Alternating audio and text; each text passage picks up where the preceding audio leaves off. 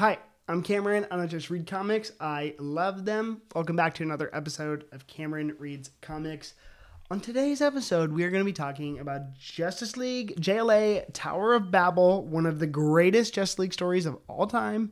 So here we go. This volume in particular, or this volume collects more than that, but this story in particular collects just JLA numbers 43 through 46. Mark Waid is my favorite comic book writer. You guys know that I've read a lot of comics, and when it comes to a writer that exemplifies character voices the best, I don't think I'll tell you to look any further than Mark Waid. His take is 99% of the time my take. Alongside Kingdom Come, this story is probably his most famous DC work, and I'm surprised to tell you that this is my first time reading it.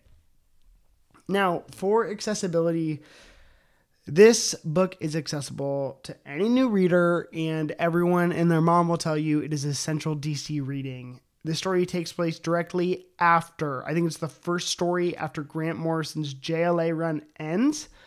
I can recall it referencing something from one other arc, but I don't know anything else. It doesn't reference anything else that was of importance to this. And this story inspired, I think, one of my top 3 favorite DC animated movies, which is Justice League Doom. So if you've seen that and you like it, look no further than this story, which is probably what kept me from reading it, because I've seen that movie 1 million times. I thought I could tell you for verbatim what happened, but whatever.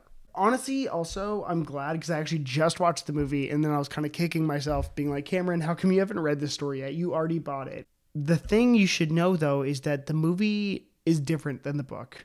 The fundamental principle of it isn't, but, you know, the trajectory of these stories are both very different. For the story itself, here is your Justice League roster, which is really important. So you have Batman, Superman, Aquaman, Martian Manhunter, Wonder Woman, Wally West, the Flash, the best Flash, Kyle Rayner, Green Lantern, the best Green Lantern, Plastic Man, and that's it. So even in, it's different than the movie, because literally we include Aquaman and Plastic Man, which is not the usual take. Anyways, Ra's al Ghul breaks into Batman's computer and takes Batman's plans to incapacitate every member of the JLA. For as many lives as Ra's al Ghul has lived, he wants to see the world start humanity over. And so he takes a biblical approach. Ra's literally takes the Tower of Babel Bible story, which I believe, confuses every nation, every tongue in the world. And he takes that story and he literally makes a machine that can do that. He takes away speech from the entire earth. He takes down the infrastructure, and then he takes down, it's just wild. Waid writes, also, I want to mention my favorite Batman. I think some of my favorite Batman. There's some things tonally that he does that I think have been missed on a lot of Batman stories, because everyone loves Batman so much. But I think that when it comes to Batman's voice in a group, such as the Justice League, there are some things I really want to hit, because there's the Bat God of Batman, where it's we'll listen to everything he says. But I think 2 things I noticed in this story. Number 1, or 3 things. Batman creeps out everyone in the Justice League, and I think that is the right take, because he doesn't relate to other people, because he is so traumatized and so damaged, and he has to inflict fear. So there's a standoffishness. Batman is not a warm human being. He is cold, and that works in so many ways. And the way that is reflected in this story is that all of these, we don't really see the break-in happen to the cave. You just kind of start seeing the Justice League members start fighting, or fighting for their lives, or Batman's plans enacted on them.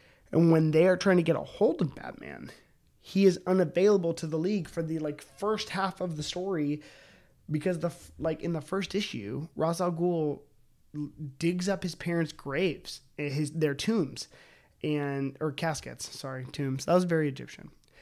Ra's al Ghul was there. Anyways, he He takes the caskets, and Batman is spending that first half not paying attention to anything going on outside of that tunnel vision of his parents, which also is something I want to go back to that Mark Waid does well, is that's exactly how Batman would react to that. And not just anyone, but Batman is obsessed with what happened to his parents. They're so close and personal to him that, how could anyone do that? It's a personal attack. He's the ultimate detective. He'll do whatever he can to find that. And so nothing else is going to get in his way, even if literally the world is on the brink of destruction, which I loved. So he's on the hunt for those the entire time. The JLA is like, Flash is about to die. And Batman's like, I'm busy. Bye.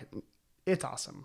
Now, I want to go on some of the differences of the movie, because I think that movie, number one, I think you should watch that movie. And then number two, I think that you should watch that and read this. Not only because I always believe you should read the source material, but because they're very, very different. So, first, the overall villain of Doom is Vandal Savage, and then at the end of the story, he brings together the Injustice Society. Not the case here. Ra's al Ghul is the lead, and he is throwing League of Assassins members at all of them, which is crazy. Next, Cyborg is in the movie, and he's the mainstay member of the Justice League. That's not what happens here at all. They swapped out Aquaman. And actually, one of the things, in this story, they incapacitate Kyle Rayner Green Lantern by making him blind. And I thought the way they did this one was better too. In the movie, they gave him fear gas. But in this story, they give Aquaman fear gas and like Scarecrow fear toxin and make him afraid of water, which was so freaking sick. And I'm like, that's so brilliant, because Aquaman also needs water to live. At any point in the story, there's no moment where Batman makes his case on why he did what he did, which is what we got in the movies. I'm still deciding if I like that or not, because if I'm already in this camp of Batman is not relatable to other people, yeah, he's going to just walk away and not talk about that moment at all. But I did think it was a worthwhile moment in the movie, so I just don't know. They're both fine. He doesn't owe them an explanation, and I get that. For the art, we have legendary, maybe the single best JLA artist in the entire run, which is the great, wonderful Howard Porter. Pretty much an all-time DC artist. Check out his work with Josh Williamson's Flash run. Amazing. He's the artist on the majority of this run, and I think 3 out of 4 issues of this story. He draws every character incredibly well, and the story is so well written, and when the art is on par with the writing of a story, because sometimes it's, they're different. It's amazing, and this story is amazingly consistent in that way. And I'm so glad that Howard Porter was the one to do this story, because he deserves all that credit. If anything, I barely spent any time looking at the art, though, because I was so hooked on what was happening in the story. I was just burning through issues. Which brings me to my rating of this story, this all-time DC story. I give it a 9.3 out of 10. I think it's awesome. I think it's incredible. I just wish, if anything, it would have been longer. I wanted more moments of betrayal with Batman and the Justice League. I wanted more kind of drama, because it all kind of happened so fast. So that's my only critique on the story, but I think this is mandatory DC reading for any DC fan or self-proclaimed DC fan. So go check it out. Make sure to clobber those like and subscribe buttons, and leave a comment. Tell me, what did you like from this book as opposed to the movie? Or why should people only read this book? Why should they only watch the movie? Whatever you're thinking.